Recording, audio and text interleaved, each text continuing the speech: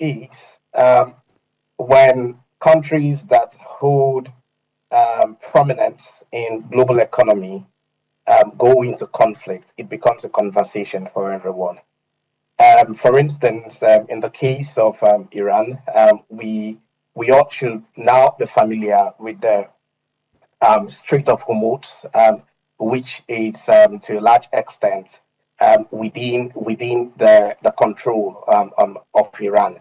And then we look at Iran's status in terms of global oil economy, and we also look at Iran's status in terms of the global fertilizer economy. So when you put all of these together and see how, to a large extent, Iran plays a key role in economy and agriculture, you see that it naturally becomes the conversation, of everyone. I'll give you some statistics. For instance, Iran produces, I think, about 3.5 million barrels of oil. Within the Organization for Petroleum Exporting Countries, Iran is ranked number 3. In terms of fertilizer, I think Iran contributes up to 45% of the urea component of fertilizer globally. So what that tells you is the fact that this country, located within the Asian continent and in the Middle East, is a globally renowned force when it comes to oil economy and when it comes to agriculture. And so if Nigerians are participating in the conversation, it is ought to be, and it is ought to be because Nigeria relies on, is as well a global player within the oil space. And we all understand that in terms of fertilizer, I think that in 2022, sometime between 2022 and 2023, Nigeria spent over $120 million importing fertilizer components from Iran. So when Iran goes to war, to a large extent, Nigeria is somewhat affected. And if citizens are participating in the conversation, they ought to participate in the conversation because they are directly affected. If you pay attention to what's happening on the streets in Nigeria, you see that there are concerns around prices of fuel and petroleum products. And you never can tell. In no distant time, there has always been concern about food prices anyway. But then what is happening in Iran could complicate things, because when fertilizers are not supplied as they should, what that implies is that agricultural yields would suffer. And when agricultural yields suffer, prices of foods will go up. And when prices of foods go up, who are the ones that would be affected?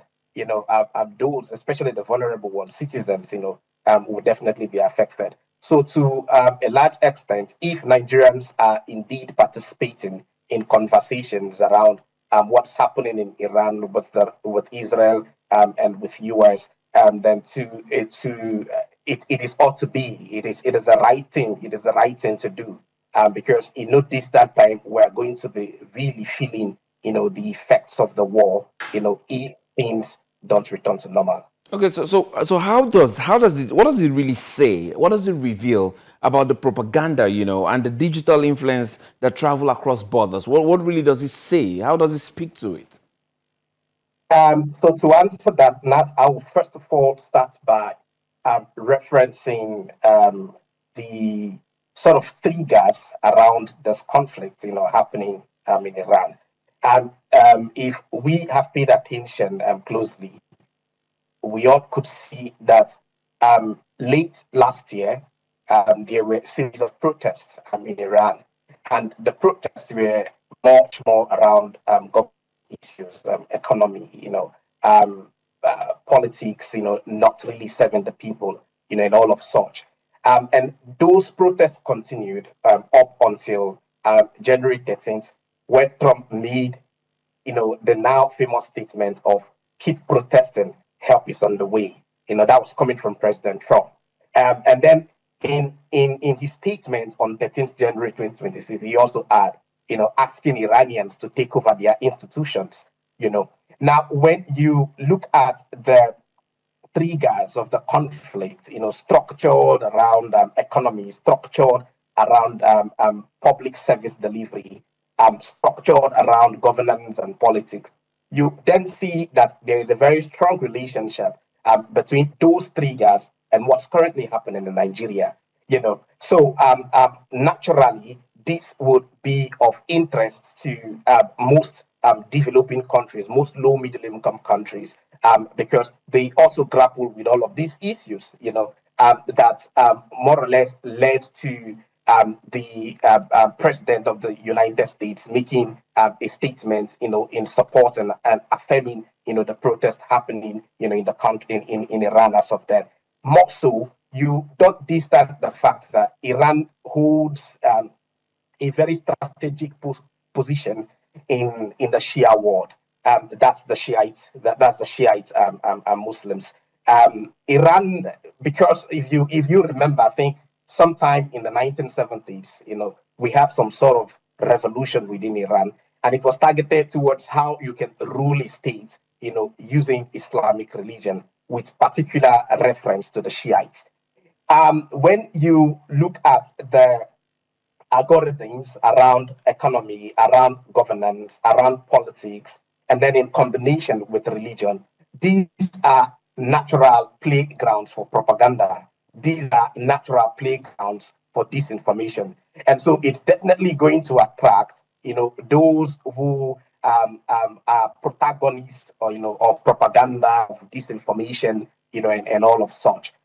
So to a large extent, yes, all of these the triggers, and the historical organization of Iran, as a state, around religion, particularly with respect to Shia, provides a natural ground where propaganda would play. Thank you. So who then benefits from Nigeria becoming deeply divided over this geopolitical struggle that is not really directly their own? Who benefits basically? So I would want to answer the question not from an aspect of who benefits, but to provide a clear picture of, if Nigeria doesn't begin to take steps, how would the country be affected? I think that's where I would want to go from, and then maybe I would naturally provide a response to who benefits.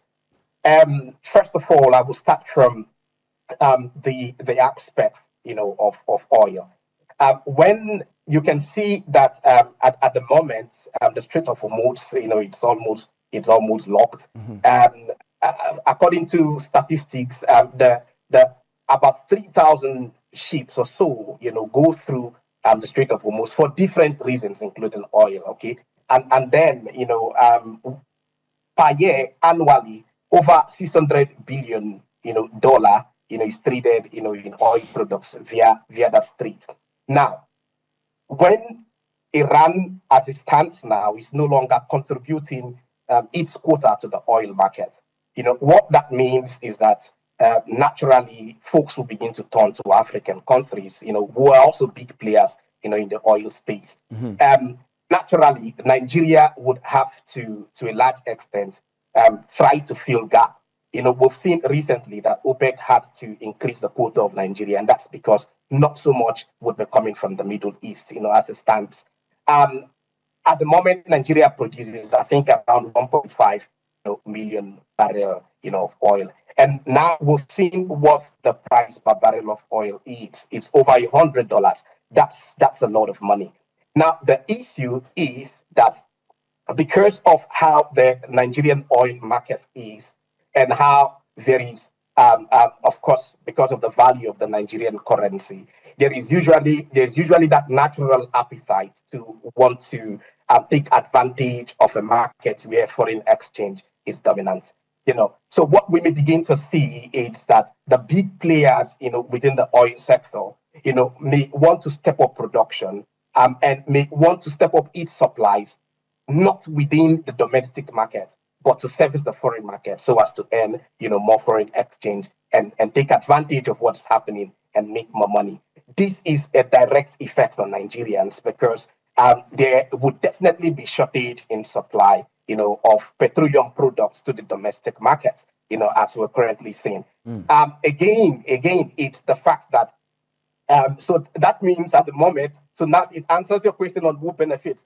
The big oil player guys would definitely benefit, and this benefits, to the big oil player guys would definitely not be to the best interest, of much of Nigerians. Again, when you come to the food sector, that's the agricultural sector, Nigeria imports a lot of barley and maize and all of this, grains, and all of these, much a lot from the Middle East. With what's currently happening, we know that bread and all of flour products, and much of what Nigerians consume, pretty much around grains. And so when you don't have that, when the market is not stable to have those grains come into the country as they should, what that means is that food scarcity may begin to creep in. And then, because, like I said earlier, the issue of fertilizer is also a key factor that we have to consider too. So when you put all of these indices, across the board of oil supply, across the board of food supply, across the board of fertilizer, you can see that to a large extent, those who benefit are maybe those who trade in the species as capitalists and not necessarily the Nigerian people.